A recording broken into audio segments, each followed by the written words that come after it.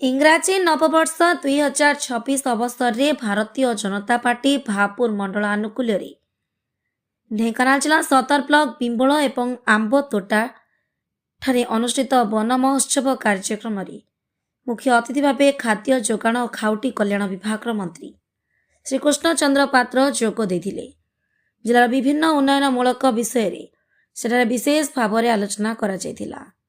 ढेंकानाल जिला बीजेपी जिला उपसभापति श्री विष्णु प्रसाद लेंका, मंत्री सदर ब्लॉक प्रतिनिधि श्री ज्ञानरंजन नायक, श्री सुरेश पाणिग्राही एमजे महिमा, गोविंदपुर मंडल सभापति रंजित विशाल, भापुर मंडल सभापति लक्ष्मीधर राउत, शंकरपुर मंडल सभापति श्री सुशील कुमार राउत, दलीय पदाधिकारी, प्रबुद्ध कार्यकर्ता, स्थानीय सरपंच, सदर ब्लॉक विभिन्न पंचायत सरपंच, साथी सतीर्थ समर्थक सहयोगी और मातृमंडली योगदान करते।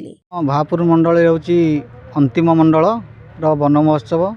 मान्यवर मंत्री हूँ एक अभिनव प्रयास जे दीर्घ 1.5 वर्ष है शासन को आसला भितर समाज रे आम अंचलर समस्त कर्मी आउ सेमानकर मन को किबरी एकाठी करवा सुसंगठित करके दल को मजबूत करवा माननीय मोदी जो लक्ष्य उद्देश्य अच्छी से आदर्श नीति आदर्श मानवर गोटे अभिनव प्रयास माननीय मंत्री कृष्ण अच्छी जहाँ आम अंचल को आम मंडल को सुदृढ़ करने सहित सशक्त कर।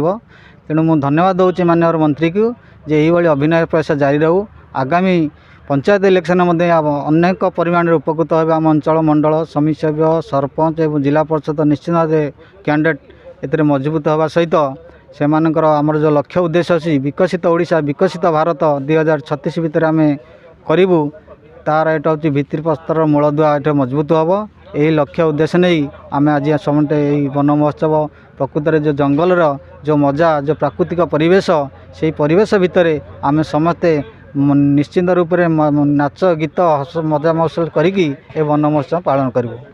वन महोत्सव कार्यक्रम हजार हजार कार्यकर्ता आसिक जोग देते समस्त को नुआ वर्ष अभिनंदन करुच्ची। समस्ते बहुत खुशी अच्छा।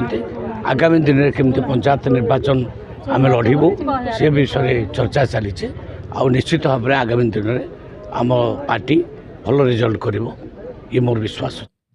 ढेंकानाल जसवंत परिडा रिपोर्ट प्रयाग खबर।